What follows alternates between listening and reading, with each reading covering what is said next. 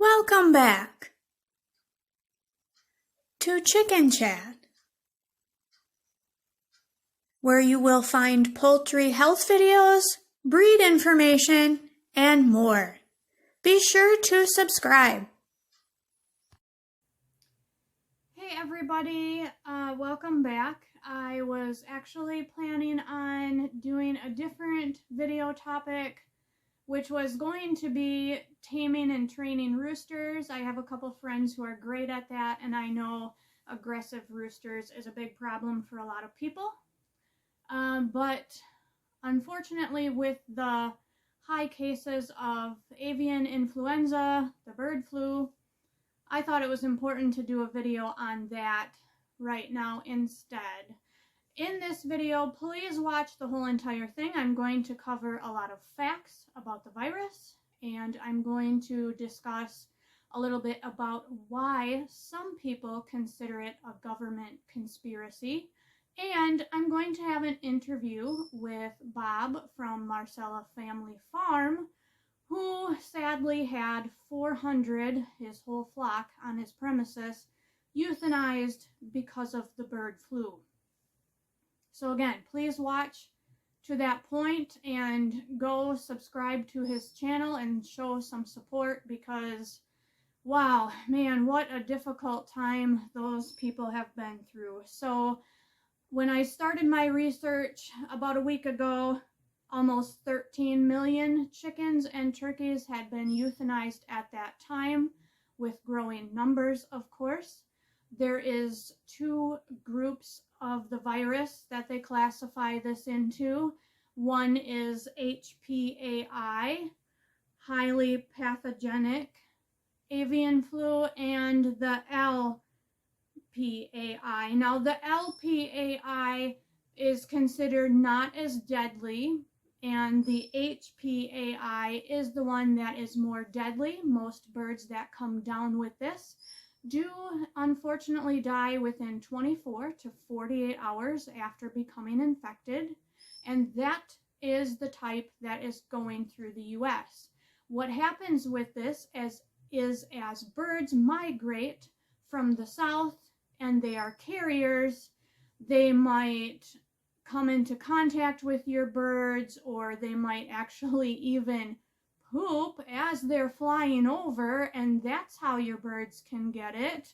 It spreads through multiple bodily fluids. So Bob will tell you, I'm going to tell you, if you can, please cover your runs.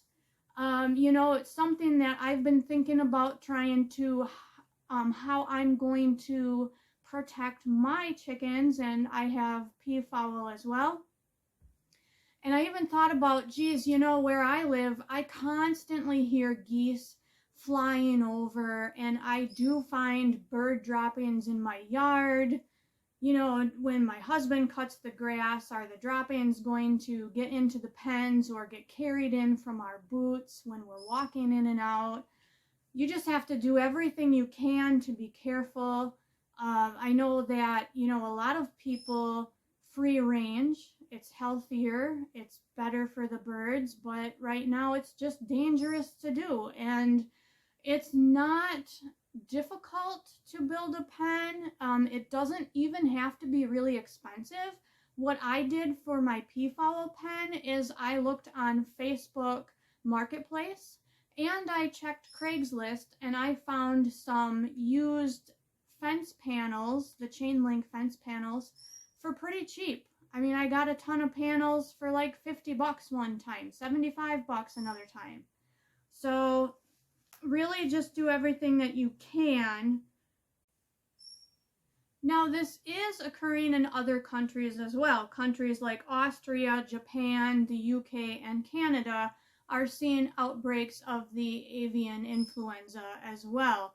So that's kind of one of the areas where I struggle with trying to think about this being a government conspiracy, because it is found in other countries. So that's one of the arguments that I have as far as thinking it's a conspiracy, but I'll get into that again in a little bit here. Also, there was a couple of sanctions sanctuaries in the US, unfortunately, that had outbreaks of the bird flu, and all of their birds were euthanized, sadly. Now, some people say the main reason for it being a government conspiracy would be that the government is trying to take away more of our food supply. But with the sanctuaries, they are not eating those birds. A lot of the sanctuaries are run by vegans. They don't even eat the eggs. So again, that's another area where I'm like, I just don't think this makes sense for it to be a conspiracy. Now, the other problem with the HPAI, the F5, is that is the type that can transfer over to humans. It has not happened in the US. It did, however, happen in other countries in the past. So that's another reason that the government says we have to do this as a euthanasia. It has not really spread to other animals very much, although they have found a fox with it in Japan. Last week, the Murray McMurray hatchery put out a statement saying that they found the avian flu in one of their barns. They told people that their shipments of chicks shouldn't be affected and that not all of their birds were euthanized. So how could that be, some people may wonder. Well, they had birds on other premises, they had other barns, and in some states you can test out with the LPAI, and that means that they will test your birds who are not symptomatic, and they may not euthanize those. But I do believe Murray McMurray had the HPAI, but again, they had the birds in different premises, so that's why not all of their birds were euthanized. Now, you may also wonder, is there a vaccine for the avian influenza? Well, I did a little digging. I found one website which looked like it might supply a vaccine to commercial farms, but it's not available in all countries, and also there is absolutely no vaccines available for the small backyard flock owners. Part of the reason that even commercial farms don't want to use this type of vaccine is because this is such a deadly virus, and you don't want to kind of hide it or let it go undetected by vaccinating and have it spread to humans again or to other people's birds. So the vaccine, sadly, is just not an option for those of us who have small backyard flocks. So let's go over some of the symptoms. Now this I found pretty interesting. I'm going to show you some pictures of what Bob from Marsala Family Farms, what his birds looked like. And I'm going to tell you, some of you who follow my channel, you know that I help people with sick chickens. There's even a farm vet in my state, Wisconsin, who gives out my phone number to help people with sick poultry. So I have seen just about every single poultry virus and disease, and I'm going to tell you that the symptoms and the way these birds look with the avian flu is like nothing I have ever seen in my 6 years of helping people with sick birds. This is not mycoplasma, this is not infectious bronchitis, this is something totally different. Again, another reason I have a problem with thinking it's a conspiracy, because the symptoms are just terrible. So before I show you the pictures, like I said, death occurs within 24 to 48 hours after infected. And because you might go out and find a large number of birds who have passed away, you might think at first, oh, a predator got in, or maybe my birds got into something toxic and they were poisoned. But a lot of them will have a swollen face, comb and wattles. They'll even look purplish. They'll be gasping for air. And that's a reason a lot of them do die, because they simply cannot breathe, and some even have really excessive diarrhea as well. So more than 100 species of wild birds have been found to have avian influenza. It spreads to backyard flocks, like I said, through those bodily fluids. That's why I think going to swaps right now is really risky. Now, in some states, animal swaps have been canceled, and yesterday, actually, I'm in Wisconsin, I did read an article that the swaps will be canceled for this year. So this is what some of Bob's birds looked like, and you can see pictures where it shows what the symptoms would have been as well.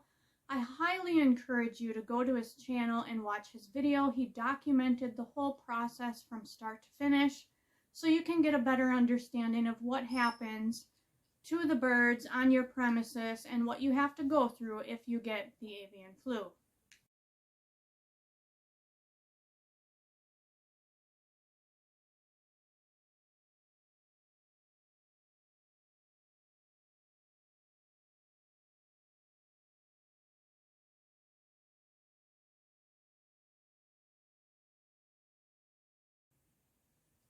So some people were asking me questions like, who did Bob call when he suspected he had the bird flu? I believe he called the USDA.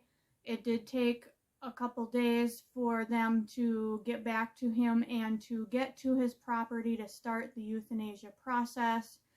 His video is very hard to watch. It's very sad. Some people have asked me how exactly they do the euthanasia.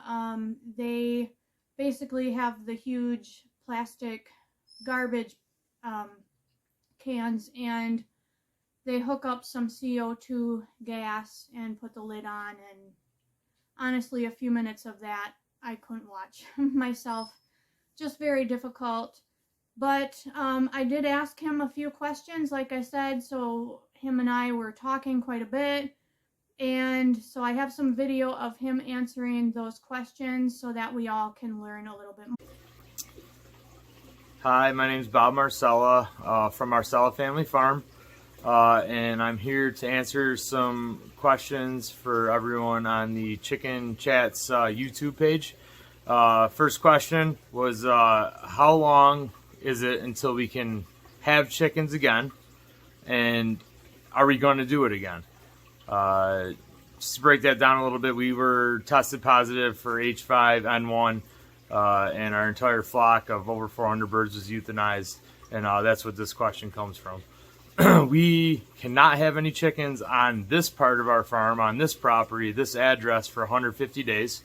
We do have permission to, after a 4-week quarantine period within 3 kilometers, restock on our other property. As long as we don't bring anything from this property to that property to cross-contaminate. We are definitely going to do this again. We're just going to be more cautious.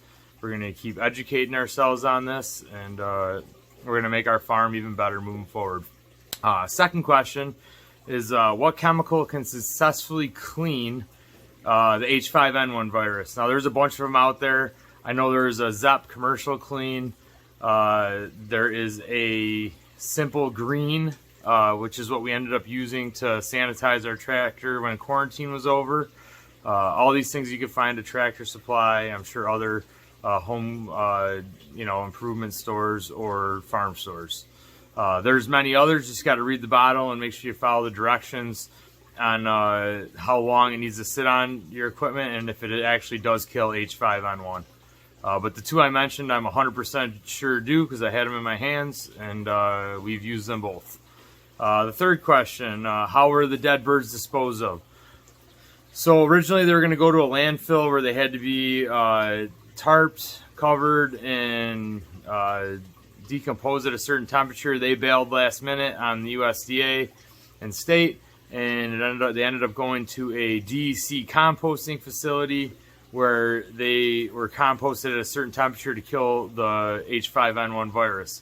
The other option that they had but didn't do was to incinerate them in a closed incinerator. So those were the only options that they made us aware of. The fourth question was, did they ask if we had birds in our house, and if they were in our house, would they have to be euthanized? They did ask if birds were in our house. I'm assuming they would have been euthanized because we did have incubators running and we had to pull the plugs on all those and turn in all the eggs that we had on our premises and in our house. So I would assume if there were birds inside your house, they would probably euthanize those birds as well. But that's something that they would decide. I'm not 100% sure. The fifth question is, what do you say to everyone that think this is some sort of government conspiracy theory? Well, let me tell you, it's real. It's very deadly. Every bird in our layer flock that free-ranged died within 48 hours of contracting the virus. All we could do was watch hopelessly. I don't believe there's a vaccine available to the public. I don't even believe there's a vaccine that's used commercially. But hopefully that's something they work on moving forward, because if you saw the 100% death rate that this put onto our layer flock, you would think it's necessary for your birds. The sixth question is, what will we do differently? Well, we're in the pastured egg business when it comes to eating eggs in our meat chickens, and that's why the birds were able to roam free in our yard and in the covered, netting covered pen. We're going to have to rethink the way we do things here. Our rare breeds, our hatching egg breeds didn't test positive. They had covers. And that was more, predator. We'd have metal on the bottom, wood on the bottom. We wouldn't enter the pens for biosecurity purposes. So, differently, we'd have our new setup, which we're going to make and which you can follow on our YouTube page, Marsala Family Farm. Is going to have covers on everything. We are still going to have pastured eggs once we rebuild, probably not till next year. But everything will have covers in the times of year where disease is prevalent and where it's a possibility, because you definitely don't want your birds getting this. And I really appreciate Chicken Chats for inviting us on here, and hopefully this information proves beneficial to anyone. But if this is in your area, try to keep people off your premises. Try to make sure you're practicing good biosecurity, and cover your birds or keep them indoors if you can, and try to wait it out. I know it's tough and it's not really how most people want to raise their chickens, but they're better alive than dead. So thanks for inviting me on, and if you have any questions, you could email us on Facebook, Marsala Family Farm, or follow us on our YouTube page. So I appreciate Bob taking the time to answer some questions that I and other people had posed to me regarding his situation.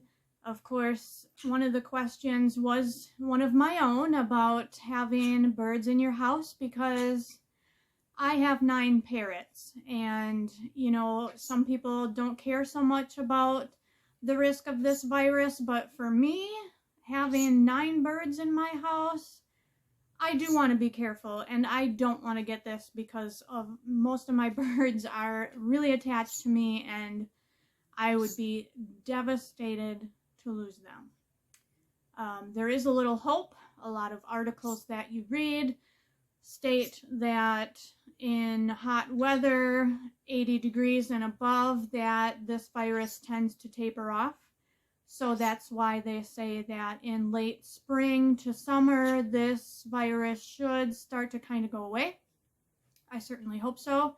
We've seen that in past years that's what's happened. So yeah, again, please go to his video, show him some support. I appreciate everybody who has watched this. And please do subscribe and share my channel as well. Thank you so much.